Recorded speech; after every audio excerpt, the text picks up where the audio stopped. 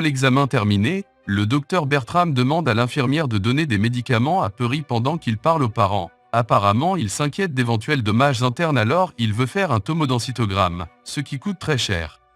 Ray s'en fout, il paiera pour tout ce dont Perry a besoin. Lorsque le docteur Bertram pose des questions sur l'égratignure sur la tête de Ray, dont il ne s'était pas rendu compte jusqu'à présent, Ray le repousse, affirmant qu'il va bien. Quelques minutes plus tard, l'infirmière Volk apporte une peluche pour distraire Perry pendant qu'il l'emmène faire le scanner. Il souligne également que le docteur Bertram ne sourit pas pour n'importe qui. Malheureusement, un seul visiteur peut accompagner le patient aux niveaux inférieurs, alors Joan prend l'ascenseur avec Perry et l'infirmière pendant que Ray retourne dans la salle d'attente pour faire une sieste. Quelques heures plus tard, Ray se réveille soudainement lorsqu'un autre homme lui fait remarquer qu'il a parlé dans son sommeil. Après avoir rapidement vérifié son égratignure sur le front sur le miroir de la salle de bain, Ray se rend à la réception pour poser des questions sur Perry, mais cela a été un changement de quart et maintenant il y a un autre employé, et le docteur Bertram est également rentré chez lui. La réceptionniste promet qu'elle fera les appels nécessaires pour savoir comment se passe le scanner de Perry et quel médecin a pris en charge son cas, mais pour l'instant Ray doit attendre. Dans la salle d'attente, une femme essaie d'entamer une conversation avec Ray, mais elle ne fait que le rendre plus nerveux et le fait se précipiter à la réception pour poser à nouveau des questions sur Perry. La réceptionniste n'a pas encore eu de nouvelles des médecins, et lorsqu'elle regarde le système, elle ne trouve pas le nom de Perry.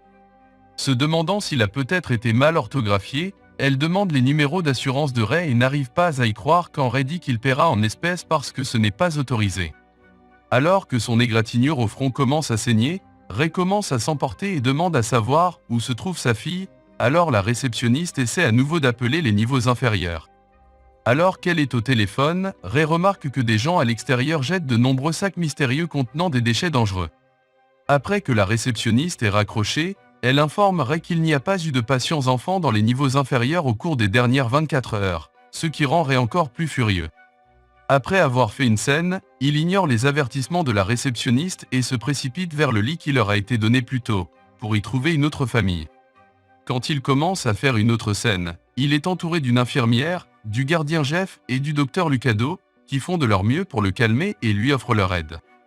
Le docteur Lucado écoute l'histoire de Ray et vérifie la paperasse de toute la journée, mais Perry n'est mentionné nulle part. Alors que Ray recommence à s'emporter, il trouve enfin un membre du personnel qui n'est pas parti avec le nouveau quart de travail, l'infirmière qui a emmené Perry dans son lit. Il l'appelle et elle admet qu'elle a vu Ray plus tôt, mais seulement pour s'occuper de sa blessure au front et rien d'autre. Elle n'a jamais vu personne d'autre avec lui.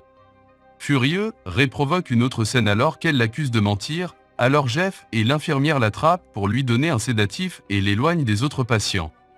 Lorsque Ray est emmené dans un bureau privé, il fait semblant d'aller bien et promet de bien se comporter, mais dès que l'infirmière et Jeff le laissent se reposer, Ray se lève et cherche des moyens de combattre les effets du sédatif.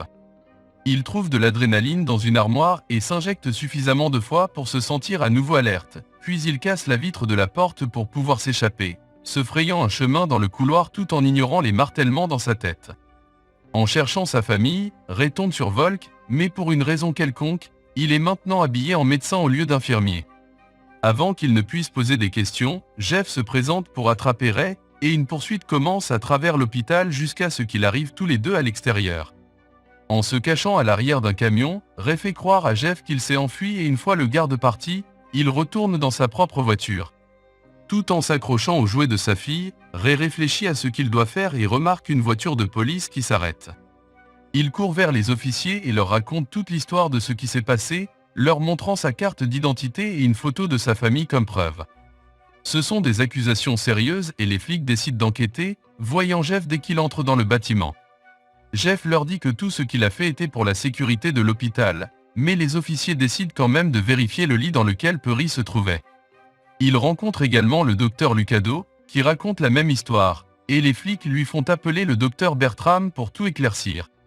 Ils veulent également jeter un coup d'œil à la pièce avec le scanner CAT, dont tout le monde est emmené au 3e étage tout en ignorant et soulignant qu'il a vu sa femme et sa fille être emmenés aux niveaux inférieurs, pas à l'étage. Les journaux informatiques montrent qu'aucune analyse n'a été effectuée au moment où Ray dit que Perry était ici, mais ce n'est toujours pas une preuve suffisante pour Ray, et il accuse l'hôpital d'avoir emmené sa famille ailleurs. En attendant l'arrivée de Bertram, les infirmières fouillent la poubelle à la recherche des anciennes feuilles d'admission et trouvent le nom de Ray, mais cela prouve seulement qu'il était seul ici. Bertram arrive peu de temps après et partage ce qui s'est passé plus tôt. Ray est arrivé seul en affirmant qu'il était dans un accident de voiture et a été vu par Volk, qui a demandé à Bertram un deuxième avis lorsqu'il a remarqué le comportement erratique de Ray.